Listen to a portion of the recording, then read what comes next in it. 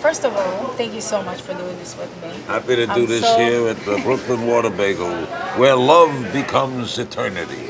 100%. I don't know what that means, but I love to say it. Whatever you say. I'm honored to be here with you. No, I'm honored to be here with you. No, I'm honored to be here. Are we going to go this for forever? No. Oh, let's do it. So, I really want to ask you, so I'm doing this Vision to Reality podcast show, and we're going to have new guests every month, some celebrities, not celebrities as you, and not as big as you, but, some of them brought their vision to life. Some of them didn't make it happen yet. And I want to get people to share their inspiration, share some stuff from their soul, and what a better person to have on this show to have you share your secret with us. Whatever you want to know.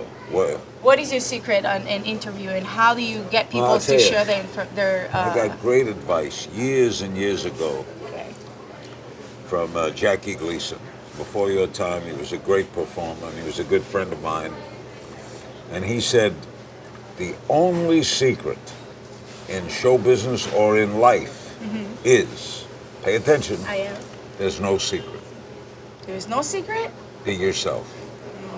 Yeah. Be yourself. If you can be yourself, they're either going to like you or not like you. And it's up to them. This is true. This is true in salesmanship, in television, in dancing, and whatever you do. Right. You be yourself. You do the best you can. They'll either like you or not like you. You can't make someone like you. You can't grab them by the throat and say, like me. Yeah. So as long as you know that, people will like you for what you really are. I love it. So be yourself. So as my approach to broadcasting, I was always me. I never thought about the question I was going to ask. I went to the moment. If the public would like me, they'd like me, and I couldn't make them like me, so I just was me. Yeah. And I learned. I asked short questions. I was really interested in guests. I was very curious. So when did you decide you wanted to do that? I wanted to be on in radio when I was 5 years old. I would listen to the radio and I would imitate the announcers. I would go into my room. We had shows like Who Knows What Evil Lurks in the Hearts of Men, The Shadow Knows. This would be a drama show, and I'd go into my bathroom and I would say, who knows what evil? I wanted to be on the radio. So I'm doing what I always wanted to do. So I worked at odd jobs. I didn't go to college. My father died when I was 9. Had to help my mother. But then when my brother got out of school and he was able to help, I went down to Miami. I was 23 years old. I knocked on doors. I didn't know, I think I'd be an interviewer. I wanted to be a sports announcer, but I loved the microphone, camera. I loved the whole show. I loved the whole communicating. Yeah. I loved that. I loved everything about it. So when did you find out it was like your niche, that you're gifted? I was doing a disc jockey show. I was playing music. I was interviewing people, sports people, but there was a restaurant in Miami Beach called Pumpernicks, and the owner of Pumpernicks liked me. And he wanted a show from his restaurant in the middle of the morning when people didn't come in, 10 o'clock in the morning. It's after breakfast, before lunch. So he wanted people to come in. So he had me go to do a show there. And I'd never interviewed everyday people, and people were there. And one day Bobby Darin, the great singer, came in, and then other famous people started to come in. I started to interview them. And I got to love that. I got to love asking questions, getting answers. And I liked the whole concept of me and you and learning. And I learned there that I asked short questions, and the whole key was listening. Yeah. And I realized that I never learned anything when I was talking. If I'm talking, I don't learn anything. Yeah. So I have to be brief, listen to what the guest has to say, because the guest counts. Right. And I've been doing it now. May 1st will be 60 years. Wow, 60 years? That's beautiful. I interviewed Regis Philbin yesterday. He's been doing it 62 years. Wow. So together we've been on the air 122 years. So what keeps it excited? What keeps you like That's always a good going? question. Very Yeah. good. You're very good, Sabra. Yeah. What keeps me going Yeah. is I still love the light that goes on. I love the magic, no matter what I'm doing. I could be talking to 10,000 people when I make speeches. Right. I could be on the television talking to the world, or sitting here with you. Same thing. Boom. The light goes on, you get the little bump. Butterflies. Yeah. Not butterflies. I was only frightened the first day I was on the air. How'd that look? What was that like? Good. See, you listen, you follow up. Good. Sabra, you're good. That was very good. That was a great day, boy. May 1st, 1957. I finally got hired, and I was learning the radio business, and now I'm ready to go on the air. A guy left, and I was going to be a disc jockey from 9 to 12 in the morning, play records and talk. And then I would do news in the afternoon. You worked all day for $50 a week. Oh wow. But hey, it was a big thrill to be on the radio, to And me, do what you love. the radio freak, the small station. And the manager called me in at the station. I was about to go on in 10 minutes, and he says to me, good luck, Larry, this is a big day for you. I said, thank you. He says, what name you going to use? I said, Larry Zeiger, that's my name. He said, no. Can't use Larry Zeiger, it's too ethnic. People won't know how to spell it. You can need another name. I'm going on the air in 5 minutes. He's got the paper open to the Miami Herald. I later would write for that paper. Wow. And it was an ad for King's Wholesale Liquors. And he says, how about Larry King? Oh wow. I said, okay, that sounds all right. I later changed it legally. Now I go in to go on the air, and he said, I got my record ready to play in the record, and I'm going to talk. And the music starts, Les Elgart swinging down the lane. Da da da da da da da da da da. Now I lower the music, put the mic on to talk. Nothing came out. Nothing. And I bring the record up again, bring it down, nothing comes out. I look at the clock. It's like 4 minutes after 9. I haven't said a word. And if you're listening at home, all you hear is music going up and down. Up. So the general manager kicked open the door of the studio, and he said, this is a communications business, damn it, communicate. And he slammed the door. I turned the mic on, and I swear to God, first day on the air. Good morning. My name is Larry King. That's the first time I've ever said that, because I've just been given that name. Wow. All my life I wanted to be in radio, and this is my first day ever, and I am scared.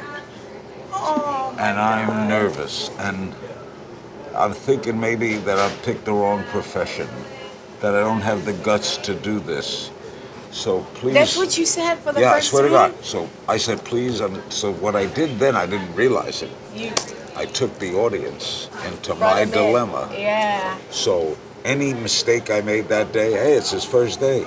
Yeah. In fact, later I was doing an interview and someone asked me, well, what if you were walking down the hall at NBC, someone grabbed you, sat you down and said, Tom Brokaw's sick, you're on.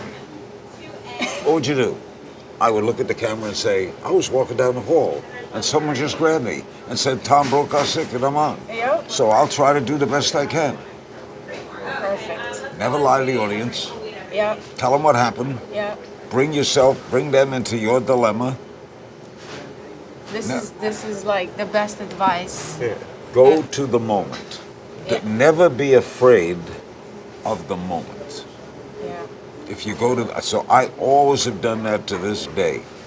I go to the moment. I'm not afraid that, I remember once I was interviewing this guy once who had big scar all over his face. Now, he was a writer, he'd written a book. Mm-hmm. And my first question was, how'd you get that scar? Now, that was obvious to me. It's the first thing I saw, the most identifiable thing on his face. Right. And people later said to me, boy, how'd you ask him about that? Because the whole audience is thinking the same thing. Wow. How'd you get that scar? Yeah. So what's wrong with asking it? All he could say was, I don't want to talk about it. or he'll tell me the story. So you went to his, yeah. So the audience is in the same boat as me. We're all sitting there. Right. How'd you get that scar? If I go through the whole interview and never ask about the scar, I look like a schmuck. Yeah. Right? Yeah. So I go to the moment. Yeah. So I have a question then. Yes. When did you come up with the Schlakers thing? The Schlakers are suspenders or braces. Yeah. Was my ex-wife, Sharon. We were divorced, but I had open heart surgery. I had 6 different movements they had to make. Quintuple. Wow. So I had a heart attack, had the surgery, got out of the hospital, lost weight. Was that a long time ago? 30 years this month. Beautiful. 1987, 97. Old. 30 years, February That's 30th. amazing. So I took her to dinner, we were friends. And she said, I used to wear a half sweater and sometimes a jacket. She said, you know what you ought to try? Suspenders. Really, I never wore suspenders. Well, you're slim now and nobody's wears suspenders. You might look good. So I went like this, put up my sleeves, wore a tie like this, put the suspenders on, put the buttons on the pants. I love it. Went on, and a few people called in and said he looks good, which is all I had to hear. He looks good. And I left them, and they have lasted now for a little over 30 years. My signature piece. 30 years of But I didn't plan it that way. It just then it got very comfortable. I like them. On weekends, I'll wear a belt with jeans. You know, I still. Yeah. But I like the look. Yeah, I do too. And people are very used to it. And whenever I make speeches, I speak all over the world. Spoke in Israel many times. Tell us about that. I go on stage with a jacket and I take it off, and they all know. Once I did a dinner in Syracuse, New York, and the whole audience wore suspenders. Really? Yeah, in my honor. That's so amazing. In Israel, I spoke to the youth, Jewish youth groups, about America and culture. So I spoke in Jerusalem and in Tel Aviv. Was it about the relationship with America and Israel? Yeah, and about American youth and Israeli youth. Got it. But I only speak funny. I mean, I talked about that a little, then I took questions. And then you tell your jokes. I tell funny stories, I tell jokes, I try to make people laugh. I think if I weren't a radio and television broadcaster, I'd have been a comedian. I love making people, I'll tell you what it is. When you're standing on stage alone, there's nobody there can help you, you got no guest, there's no orchestra, no script. Yeah. And you're there, bare stage. Yep. You walk out, and the audience sits, and they're saying, entertain me, make me think, or make me laugh, or make me cry. Yeah. But it's just me that's got to do it. And when I am telling a funny story or a joke, and I'm coming to that moment when I know you're going to laugh, and I know what's coming, that moment is a spiritual high. Yeah. Because then you get them, and you got them, and you got them, and whack. Yeah. And that laugh is like no feeling. Any person will tell you that. There's no feeling like standing in front of an audience and knowing that you can make them laugh. Yeah. I mean, I've seen you doing a lot of speeches at the Friars, and I mean, but you can, I've been knowing you for a while, so every time he tells those jokes, I'm like, I wish he's gonna tell the joke about the Pope. That joke about the Pope. That's my favorite joke. Want to hear the polar bear joke? Yeah, let's do it. Okay, a polar bear goes over to his mother and says, "Am I a polar bear?" And she says, "Of course you're a polar bear. We're all polar bears." He's okay, just ask him. Next day he comes back. "Am I a polar bear?" "Your father's a polar bear. I'm a polar bear. Your cousins, everybody here is a polar bear." He says, okay. Next day he comes back. "Mice, I gotta ask you again. Am I a polar bear?" She says, "What are you hucking me? What are you driving me crazy? Why are you bugging me?" He says, "'Cause I'm freezing." Oh my God. See, that's funny. Set up the line, think, bang. Yes. Yeah. So, Saba, this is going to be a big hit, this show. Amen. From your mouth to Baruch Hashem. No, because to God. I could see it in your eyes. Thank you. You're curious. I am. Very much so. You're smart. Thank you have good questions, Thank and you you very know that much. you're sort of starting to do this. Yes. You're a dancer. You got a good life here in America. You have your Jewish inner works. Your insides Jewish. You have a Jewish boyfriend. You Yeah. have it all going for you. Thank you so much. And you have the blonde hair. The blonde hair. You think that will add to the other list, all the other things that you That's said? the shiksa part. That's the shiksa part. And you got to have a little shiksa part in America. Yeah, I agree. So I had you to- have brown eyes and blonde hair. Yeah, that's the shiksa part. They might be my signature thing. What I'm gonna say. So I have this, that, and the shiksa here. This girl is from the United Nations. She is everything. You have beautiful teeth, Thank you. nice lips, Thank you. good nose. What's that on your nose? I know you want me to take that off, right? No, what is it? It's piercings. I have two Where's the other one? at the same side. Oh. Yeah. Tell me why. It's your show, but just a question, because the Well- audience would be looking. Absolutely. Why did you pierce your nose? I pierced my nose back in the day just for a fashion statement. And I was very young. I was traveling, and everybody in my crew was 17, 18. I was a kid. You know how it is. What if it goes out of fashion? Well, it's been there for almost 10 years. Yeah. You So were it's a been baby. a long time, yeah. Yeah.